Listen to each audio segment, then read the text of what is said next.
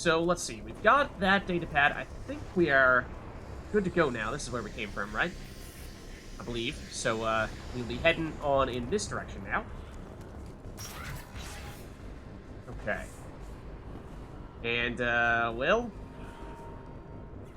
definitely some signs of battle here. And we do appear to have full ammo at this point, so Jacob will be tagging along with us, fortunately. So we're not alone at this stage. We do have a teammate. Oh, hold on. Let's get those guys before they come up. There's another one over here.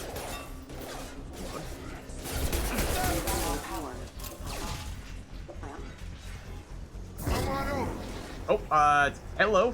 Jacob is dealing with some of them over here. So again, that's his pull ability. Find us another route out of here. Preferably one that doesn't lead straight into an enemy squad. Just keep moving toward the control room. Don't get pinned. They found me. Help. Wilson, okay. where are you? Server room B. Hurry. They're out of control. All right, we'll Up move in. those stairs, Shepard. I'm hit. They shot me.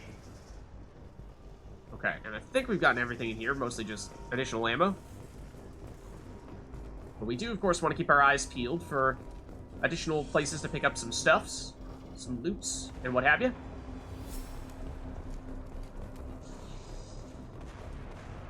Let's see, anything else here? We can go this way, we can go this way. Ooh, what do we have here? This does not look good. This does not look good. Physical reconstruction of subject is complete, but we still need to evaluate all mental and neurological functions. Our orders were clear. Make Commander Shepard who he was before the explosion. The same mind, the same morals, the same personality. If we alter his identity in any way, if he's somehow not the man he used to be, the Lazarus Project will have failed. I refuse to let that happen. Okay, so again, just a little more information about what the goal of the Lazarus Project was, and the answer is definitely to bring us back from the dead, and as close as possible, basically a complete recreation of the Shepard of old. Down here. Oh, there is Wilson. One moment, we'll just completely ignore you and see if there's anything else in here of note.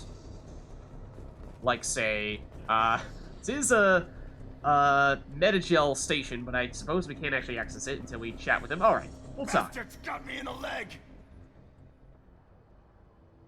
Yeah, so this appears to be the guy who was helping us out previously when we were with Miranda. You were there the first time I regained consciousness. Yeah, that was me. How about we talk about this after we fix my leg?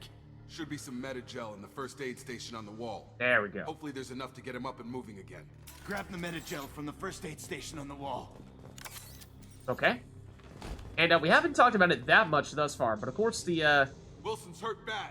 He needs help. Okay, so we can use Unity, which is a new ability, or at least an ability that we now can use now that we have access to Metagel, which can revive any wounded fallen squad members, and I suppose in this case, does fit the description here. But that's the opposite of what I meant to do. We'll just shoot him in the face while we're at it. There we go. But yeah, combat has changed a bit in terms of taking cover is one of the biggest things, but we'll talk about more in-depth changes later on. Guess that makes us even now. I thought maybe I could shut down the security mechs, but whoever did this fried the whole system. Completely irreversible. We didn't ask what you were doing. Why do you even have security mech clearance? You were in the bio wing. Weren't you listening? I came here to try and fix this. Besides, I was shot. How do you explain that? I mean, that doesn't really answer the question. The question was, why did you have access to this stuff to begin with when you were supposed to be a, one person who was working in the bio side of things, not on the tech side of things, so, this does seem a little sus, if you ask me, but, don't really trust anyone until we start getting some more answers here. You're all strangers to me. Let's get someplace safe, then we'll sort out whose fault it is. Right, Shepard. We need to find Miranda. We can't leave her behind. Forget about Miranda. She was over in D-Wing. The mechs were all over that sector. There's no Isn't that way where we she came from? survived. A bunch of mechs won't drop Miranda. She's alive. Then where is she? Why haven't we heard from her? There are only two possible explanations. She's either dead, or she's a traitor. You seem awfully keen on throwing blame around here, buddy. She did seem to try to do a lot to help us here. You know, she was the one giving us all those directions earlier on, trying to make sure that we didn't die. So, not about to throw her under the bus just yet. Then why did you wake me up and warn me about the attack? Okay, maybe she's not a traitor, but that doesn't change the facts. But you're a traitor. We're here. You're a She's traitor. not. You're all We need traitors. to save ourselves.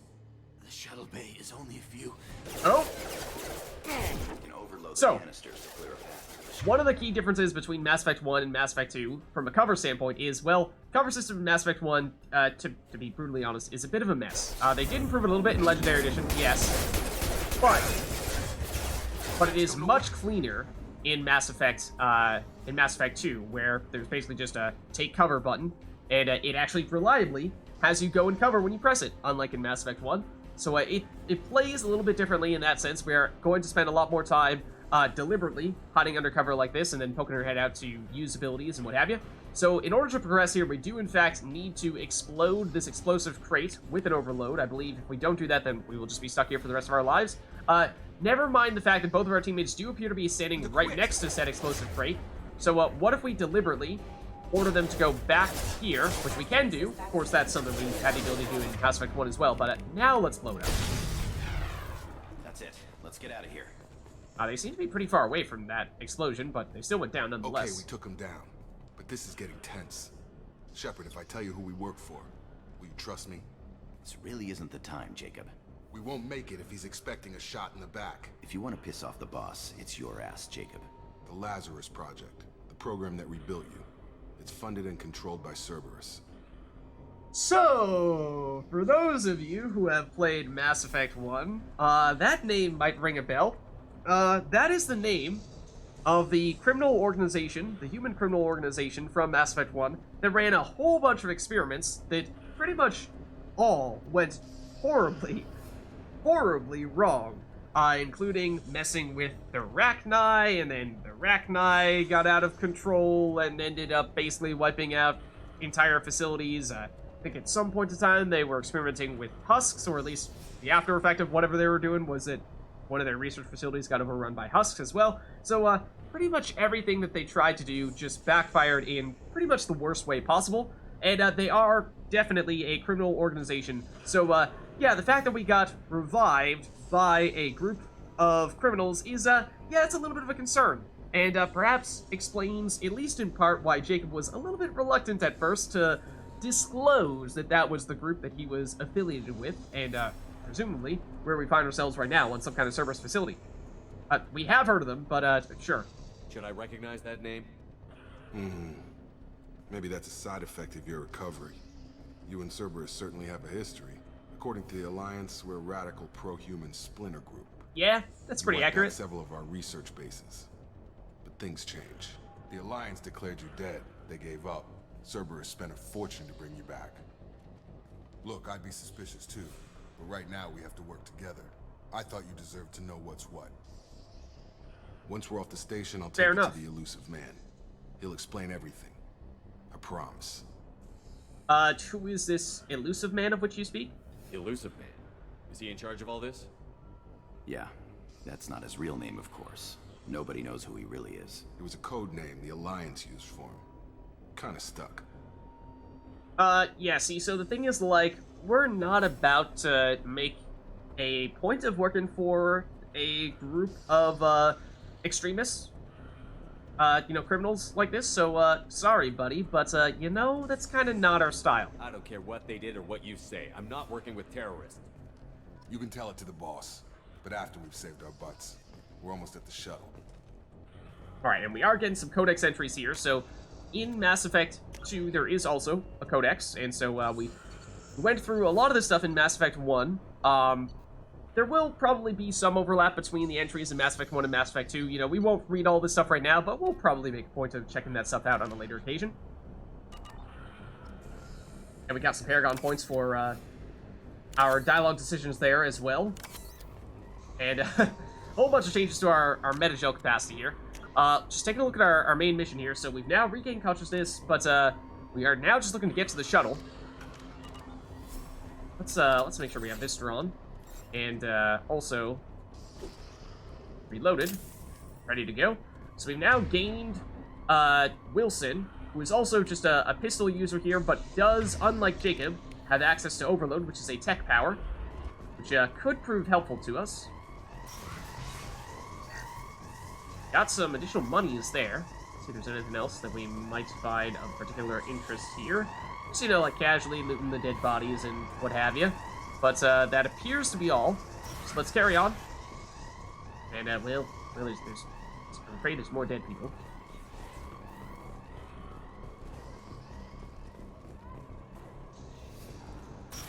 We've been spotted. Oh, okay. We've got potentially a fair bit more mechs here. Might be able to catch them for a second while they're still booting up, so to speak. And I'm not loving the looks of this room here. I think that there's, you know, there's a lot of... I mean, there is some cover right there, but for the most part, if we could fall back and, you know, kind of use this narrow gap as our point of attack, that might be preferable. Let's have Wilson overload one of these guys and have Jacob flip the other. Okay. So then we've got... Ooh, this guy's not dead yet. That mech is causing some trouble here. Let's lift him. Jacob, if you could pull him, that's kind of what I told you to do. Thank you. Not yet used our charge ability, which we will do. But it does, of course, put us in harm's way quite a bit. And so I'm deliberately holding back a little bit until, I mean, ideally until we've upgraded it a little bit more, but we will unveil it soon. Did think I saw some additional mechs a little bit higher up there. Let's just make sure we are taking stock of any and everything else in here. Let's carry on. That may be our shuttle right there. They've seen us. Okay, so we've got a couple more now. Do we have Jacob and Wilson right behind us? I don't really see them right now.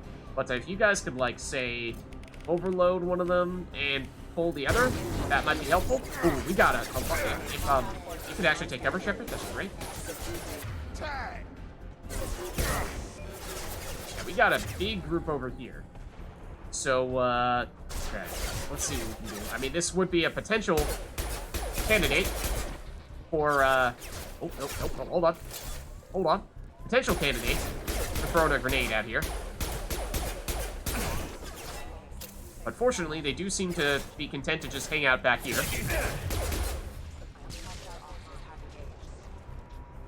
In which case, not that tough to take them out. Oh, we do have a room back here as well. We don't have access to our map, is one thing that I didn't even mention before.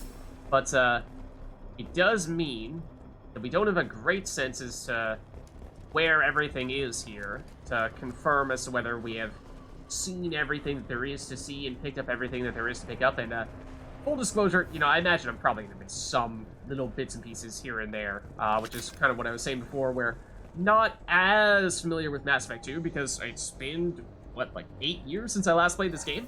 But, you know, we're gonna see what we can get here. Test subject has been recovered, but the damage is far worse than we initially feared. Uh-oh. In addition to the expected burns and internal injuries from the explosion, subject has suffered significant cellular breakdown due to long-term exposure to vacuum and sub-zero temperatures. Despite the extent of the physical trauma, Wilson assures me subject is salvageable. The Lazarus project will proceed as planned. Okay. Little more information on all that. Got this wall safe as well. Okay, and this is the first time that we have used this mini-game in Mass Effect 2 for unlocking some additional stuff from this wall safe. Of course, there was a mini-game similarly for whenever we were trying to hack something in Mass Effect 1. That one in Mass Effect 1 was basically a series of Frogger-like circles that we had to pass through without running into the obstacles. Once we made it to the middle, we succeeded. A little bit different this time. So let's start the bypass, and what we need to do is we need to match up the symbols here that look the same, and as soon as we start doing one of them, then the other one will not give us the preview. So we kind of need to guess as to where they're going to be, and then make it happen. And we do have a timer, and if we don't succeed in the amount of time, then we aren't going to succeed. Some of them, if you mess up, you will be able to do again and keep on retrying until you succeed. Other ones, I think, occasionally, if you fail them once, you just won't be able to get them at all.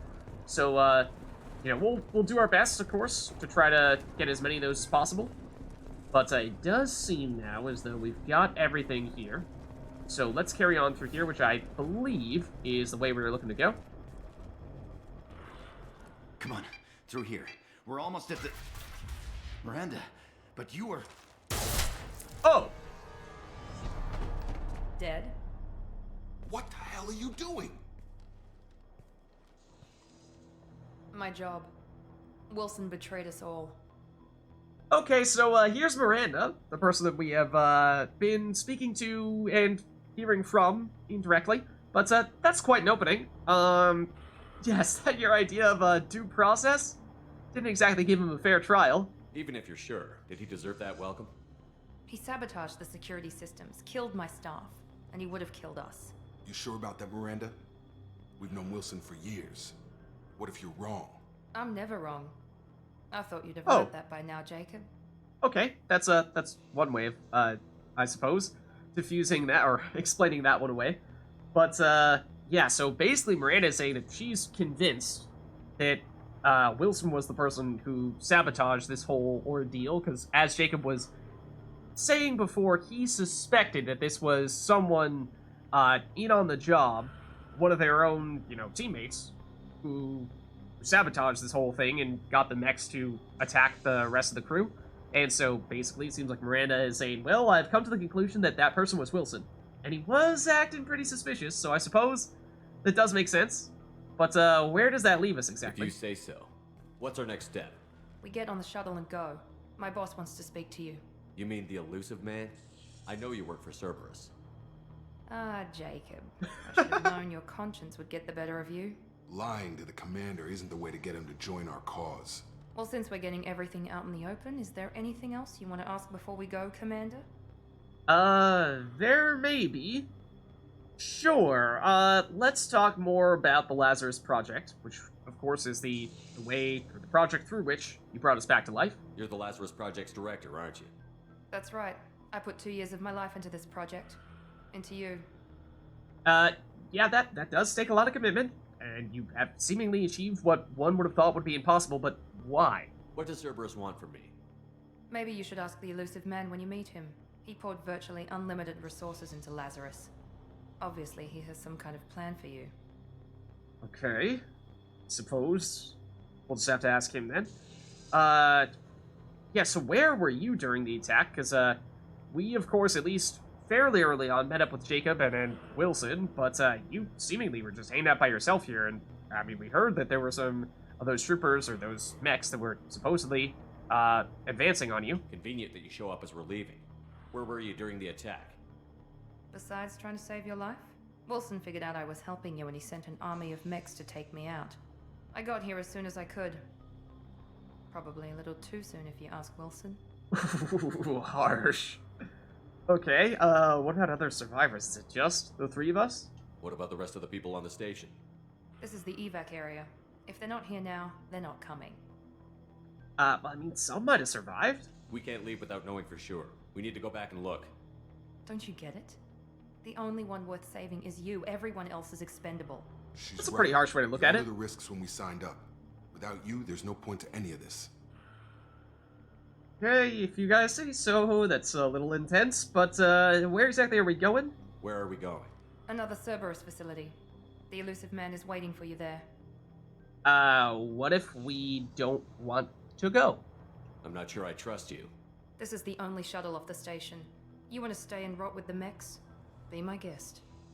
I mean, you did just say that, you know, you've been spending 2 years trying to bring us back to life and that the only person that matters here in this mission is us, so, you know, I have to imagine you probably don't really want us to rot with the mechs, so I'm gonna have to call your bluff on that one, but alright, let's go. I've had enough of this station to last a lifetime. Or 2, in your case. Come on. Alright.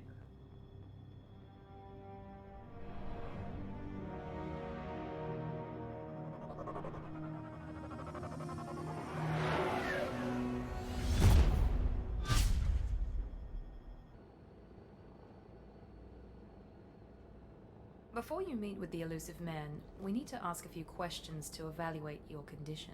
Come on, Miranda, more tests? Shepard took down those mechs without any trouble.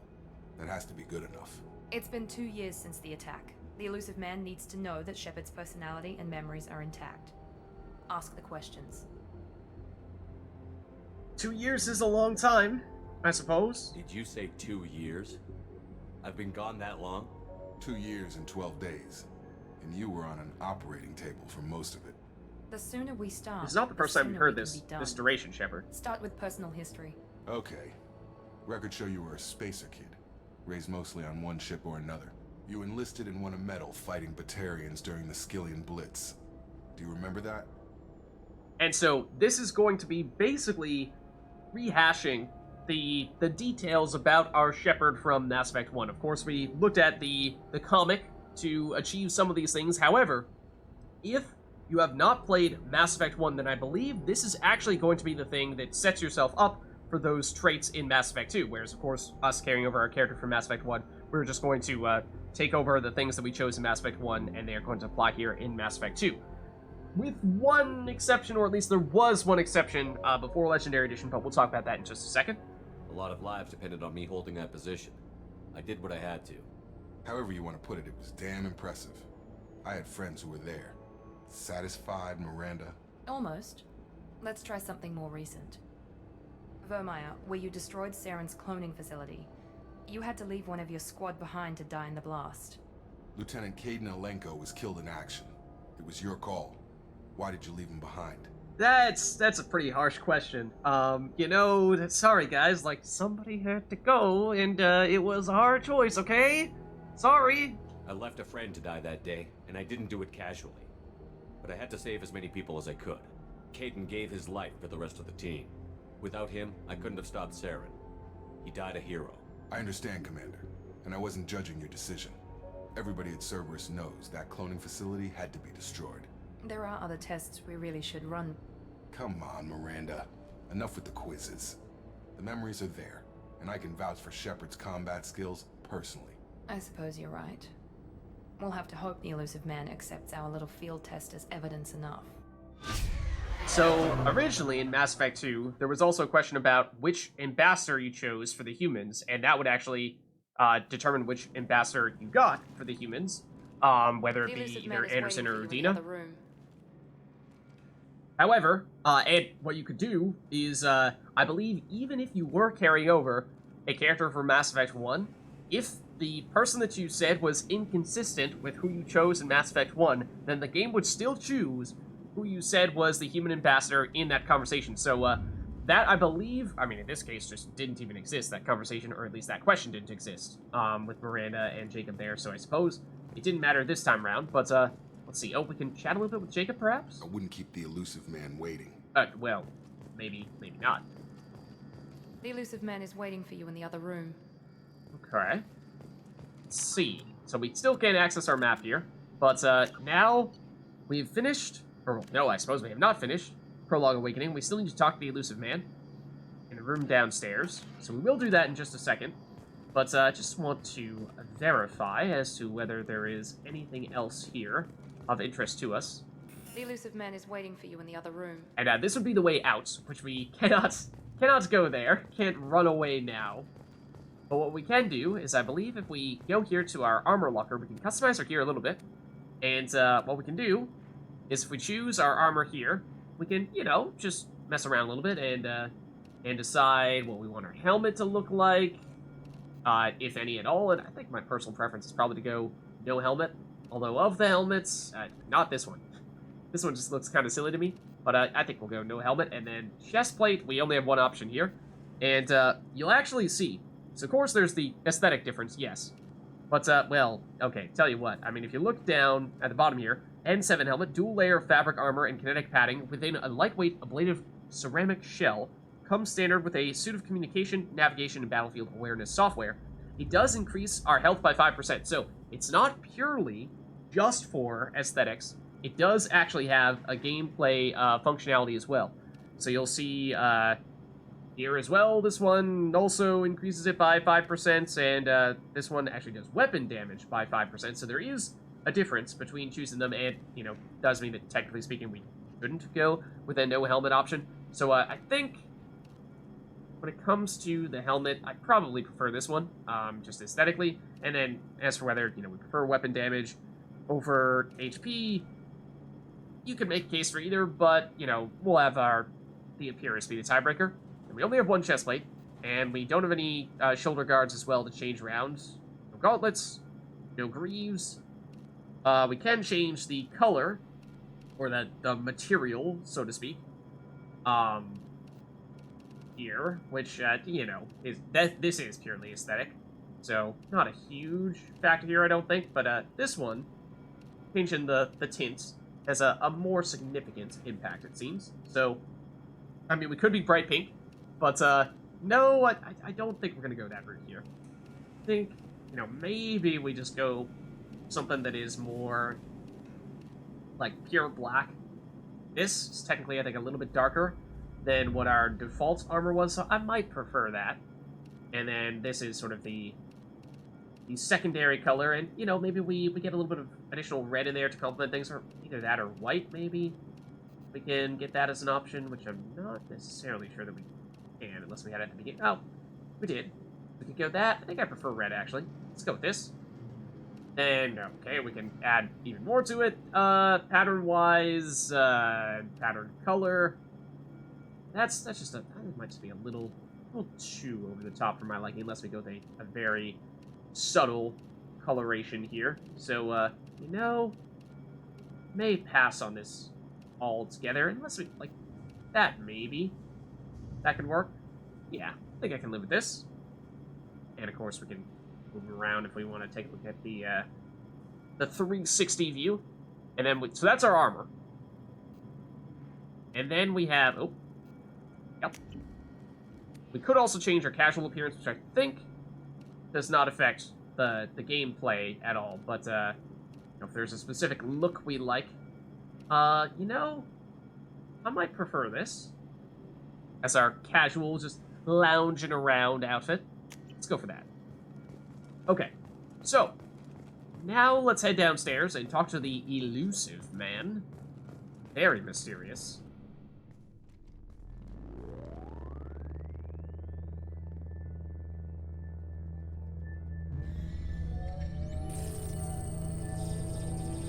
Oh, what's all this about?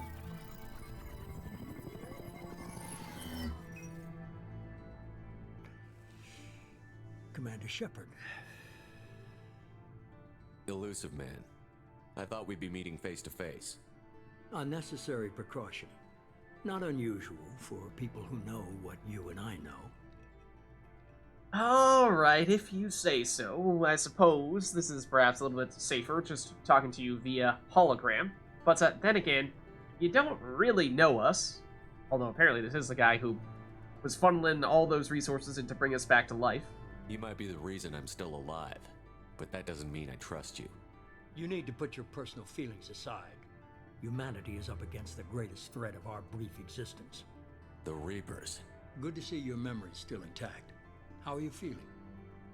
I mean, you're trying to be all nice to us, but at the end of the day, you are the leader of a large criminal organization, so, not really looking to fraternize with you. You need to earn the right to ask me those kinds of questions. Cerberus isn't as evil as you believe. You and I are on the same side. We just have different methods. Cut to the chase. What are the Reapers doing that made you decide to bring me back? We're at war. No one wants to admit it, but humanity is under attack. While you've been sleeping, entire colonies have been disappearing. Human colonies. We believe it's someone working for the Reapers, just as Saren and the Geth aided Sovereign. You've seen it yourself. You bested all of them. That's just one reason we chose you. So, the Illusive Man is, of course, the leader of Cerberus as a whole. He is also, he's voiced by Martin Sheen, and he is absolutely fantastic. So, looking forward to getting the chance to talk to him further here, but let's ask some questions. Let's see, so what can you tell us about Cerberus as a whole? Because you're saying, yeah, you know, we might have kind of been, not the bad guys, but among the bad guys in Mass Effect 1, but we're not as evil as you think. Well, Alright, defend yourself then. Give us the explanation. Fighting a war doesn't seem like Cerberus. Why are you involved? We're committed to the advancement and preservation of humanity. If the Reapers are targeting us, trying to wipe us out, Cerberus will stop them.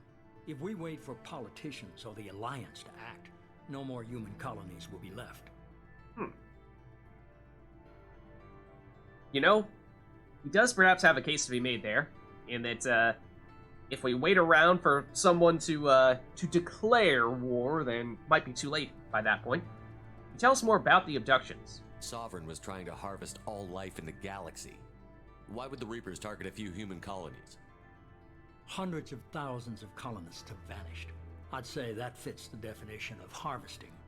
Nobody's paying attention because it's random, and the attacks occur in remote locations. I don't know why they've suddenly targeted humanity. Maybe you got their attention when you killed one of them. Okay. Suppose that's a theory. Then, yeah, where does the Alliance stand in all this? And for those of you who are not up to speed on everything Mass Effect, the Alliance is basically the human military, and is one of the humans as a whole, are one of the biggest species in the Milky Way, although they are among a group of a few others that are of equal, if not potentially even greater power. But yeah, so where does the Alliance stand in all this? Because they are the good guys, so to speak, of this situation. If this is a threat against humanity, you need to mobilize the Alliance. The Alliance is overwhelmed by the responsibility you gave them. They're too busy building relations to put resources into verifying the Reaper threat. Blaming the abductions on mercs and pirates is easier and more convenient. Yeah, okay, so they're looking for a scapegoat, but not as much addressing the problem at hand here. Okay. Sure, but then why us? You could have trained an entire army for what you spent to bring me back. You poured in that You're much unique. money. Not just in ability or what you've experienced, but in what you represent. You stood for humanity at a key moment. You're more than a soldier. You're a symbol. And I don't know if the Reapers understand fear, but you killed one. They have to respect that. Huh. Hey. Suppose you're right? That's just about everything here, so... I mean, I'm not sure we have much of an option here, but, I guess? Believe in you is a strong way of phrasing it, but sure. If what you say You is have true, our attention. if the Reapers are behind this, I'd consider helping you. I'd be disappointed if you accepted any of this without seeing for yourself. I have a shuttle ready to take you to Freedom's Progress, the latest colony to be abducted. Miranda and Jacob will brief you. Okay, what about them, though? I mean, they did seem to be fairly cooperative earlier. Then again, we did see Miranda, just absolutely annihilate Wilson, without much of a second thought at all. So, you know, need to be a little careful around them, perhaps. Miranda killed Wilson in cold blood. Right. Jacob's just a gun for hire. You expect me to trust them? Wilson was one of my best agents, but he was a traitor. Miranda did exactly what I expected of her, and she saved your life in more ways than one. I mean, Jacob's you're not a wrong. soldier, one of the best. He's never fully trusted me, but he's always been honest about it. You'll be just fine with them. For now. For now? What's that supposed to mean? Do we have a choice? Is this a volunteer job, or am I being volunteered? You always have a choice, Shepard. If you don't find the evidence we're both looking for, we can part ways. But first, go to Freedom's Progress. Find any clues you can. Who's abducting the colonies? Do they have any connection to the Reapers? I brought you back. It's up to you to do the rest. And that's a pretty epic looking star behind him as well. And I suppose I'll just mention quickly here that we will, of course, similarly to what we did in Mass Effect 1, we will primarily be focusing on playing a Paragon playthrough here. So, you know, we have a little bit of Renegade points because, as I've mentioned briefly before, we did do a few things that were of the Renegade sort in Mass Effect 1. Again, Paragon being primarily the sort of more diplomatic virtuous decisions, whereas Renegade being the more aggressive, get the job done at any cost approach. So, you know, for the most part, I think we're gonna maybe just see a few Renegade things here and there when there's something really interesting that I have not done in the past because I was always playing Paragon in the past.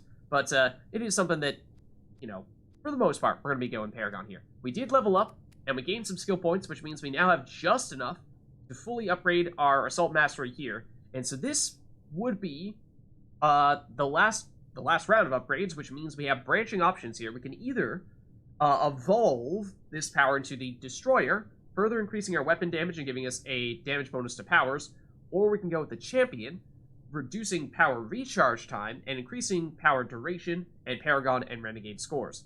So, we'll take this, and we'll have to choose here between these two options. And what I'm thinking, we can see the specific numbers here. So, we get additional health for Champion, we get additional weapon damage for Destroyer, we get additional power recharge time for Champion, and we get additional Paragon, Renegade bonuses and power duration for Champion versus power damage in the case of Destroyer. So Destroyer is basically just like pure damage.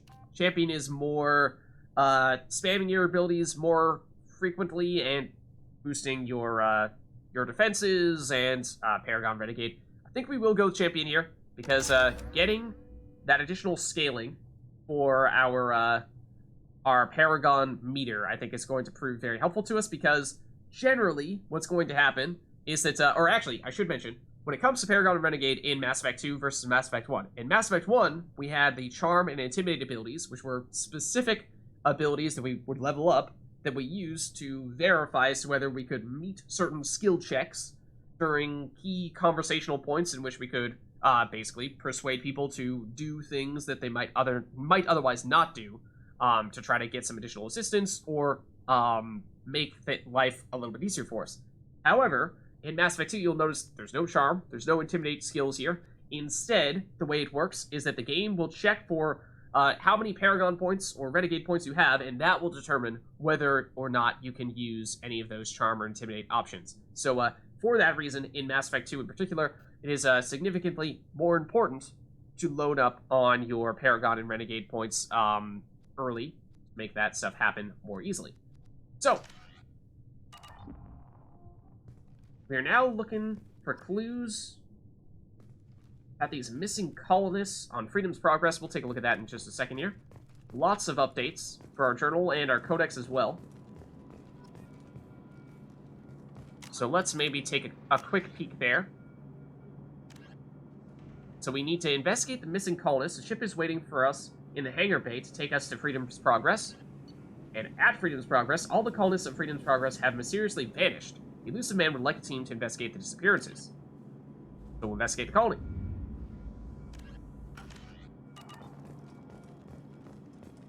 So that's the plan.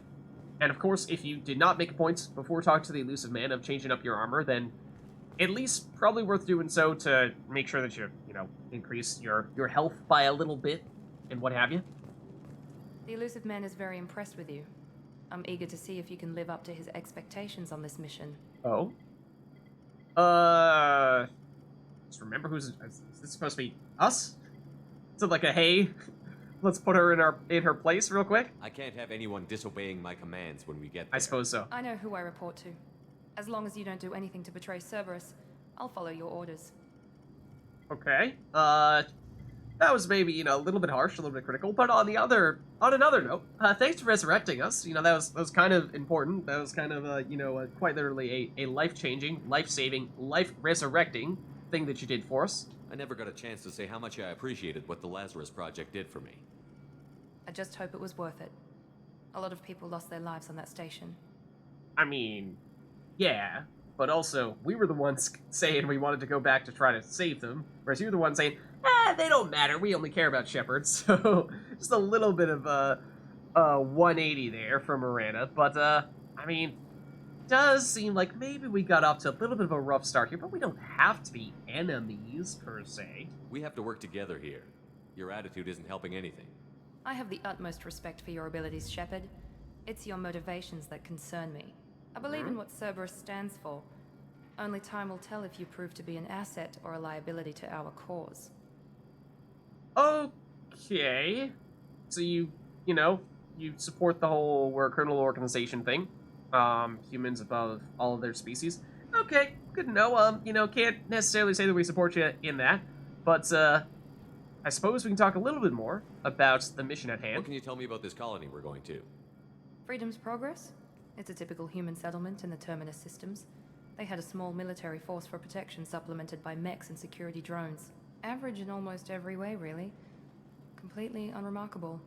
Until the disappearance. Okay, so in that case, do we have any sense as to what we're going to run into there? Any thoughts on what we might run into there? A lot of empty buildings and one giant mystery. Okay, sure. Then, we did ask you a bit more about the Lazarus Project, but we can see if you have anything else to say on top of that. I'd like to know more about the Lazarus Project from the person in charge. I wasn't in charge. The Illusive Man was. If I was running the show, would have done a few things differently. Okay, like what? What would you have changed? To start, I would have implanted you with some type of control chip. But the Illusive Man wouldn't allow it. Oh! He was afraid it might affect your personality, alter your character somehow.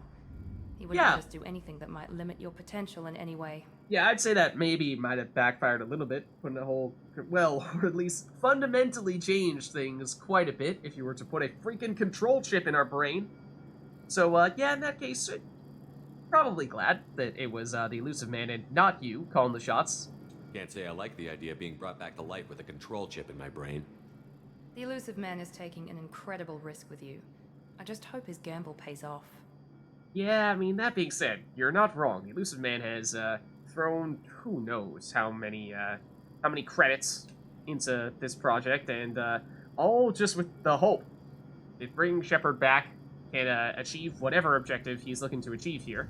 But that's a humongous risk and so much uncertainty.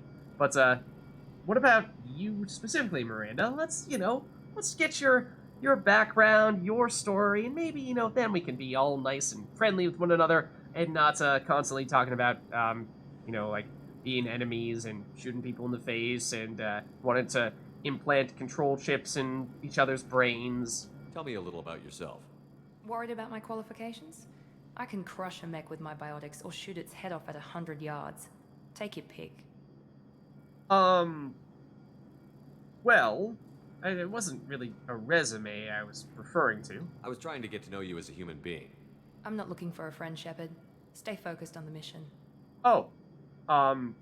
Okay then. Can you at least tell us where you trained?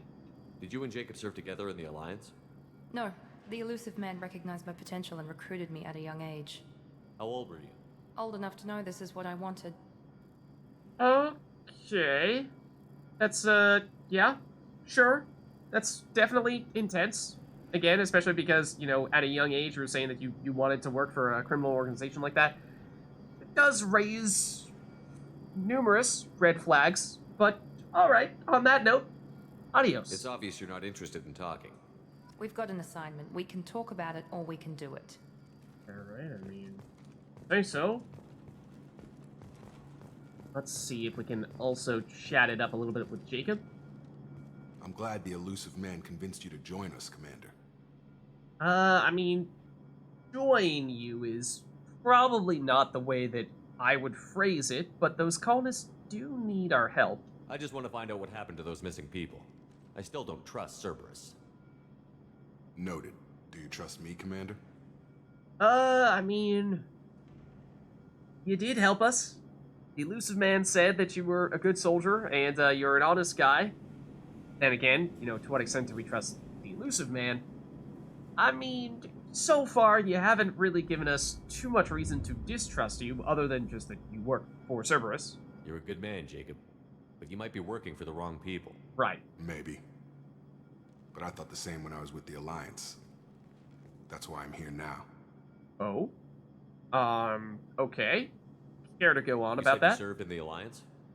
5 years in total. Stationed all over the galaxy. Even spent a couple of years as a Corsair. Corsair? Okay. I've never heard of the Corsairs. It was an Alliance initiative. They hired independent starship captains and used them for missions that fell outside official Alliance jurisdiction. Technically, we weren't part of the Alliance. If we ever got caught, they could disavow any knowledge of us. We were supposed to be free from restrictions and rules, but there was still enough red tape to sink a cruiser. I finally just gave up. Okay, that does sound like Spectres, which I think they mentioned it several times in the comic at the beginning, but I'm not sure they ever gave the explanation for it. Spectres, special, I forget what the acronym stands for, but, reconnaissance is the R, I remember that, but, basically, more or less like secret agents of sorts, the specialist of officers for the council on the Citadel, sort of the main governmental body.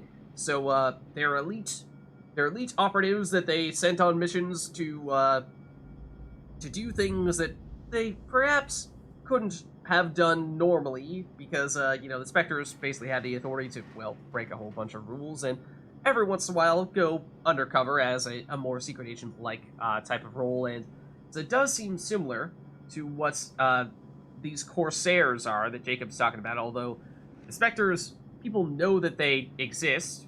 They may not necessarily have a published list of these are all the Spectres who are currently on active duty, but at least it's a known concept to the general public. Whereas these Corsairs sound like they're a little bit more behind closed doors, and as Jacob said, if people did ever figure them out, then they would not officially be recognized as part of the Alliance. So then, I suppose that takes us to then. How exactly did that lead you to joining Cerberus? Sounds like you got frustrated working with the Alliance. Why did you join Cerberus? I guess I just got tired of never making a difference. So much of what we did in the Alliance seemed pointless. I thought things would change after the attack on the Citadel. The old council was dead, and humanity took control of the new one. But nothing changed. Politics, bureaucracy, same bullshit, different leaders. Cerberus is different. When colonies go missing, we don't commission a team to write a report to figure out what the hell to do about it. We just go and find out. Okay, I mean, definitely a little more aggressive when it comes to taking action on this stuff, so understandable, I suppose. And that leads us to this mission, then. Do you know anything about this colony we're going to? It's called Freedom's Progress. Don't know much else. I guess we'll find out when we get there.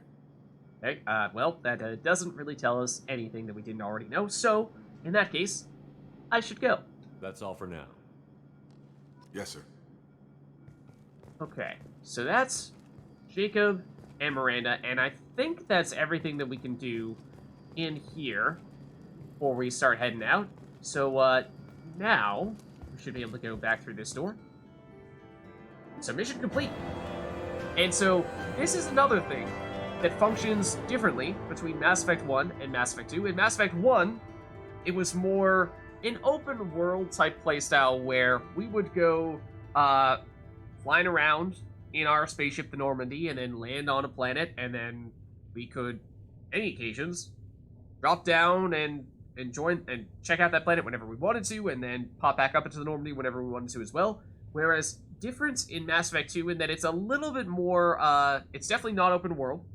I hesitate to say on the rails, but I think you get what I mean when I say that, and that it's more structured as to this is the beginning, middle, and end of the mission. Not to say that there aren't going to be other ways to get things done, but there's certainly more structure to the way that we go about doing things, and so that means that there's definitely a defined beginning and end of missions, and so we'll get this notification here that we gained some additional experience, and we got an additional level, and we gained some points. I think that's more in summary rather than new experience here. Shepard escaped the attack on the facility along with operatives Taylor and Lawson.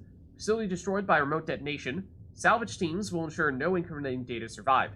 Per Miranda's recommendation, I'm running security sweeps on other cells to ensure that Wilson was our only mole.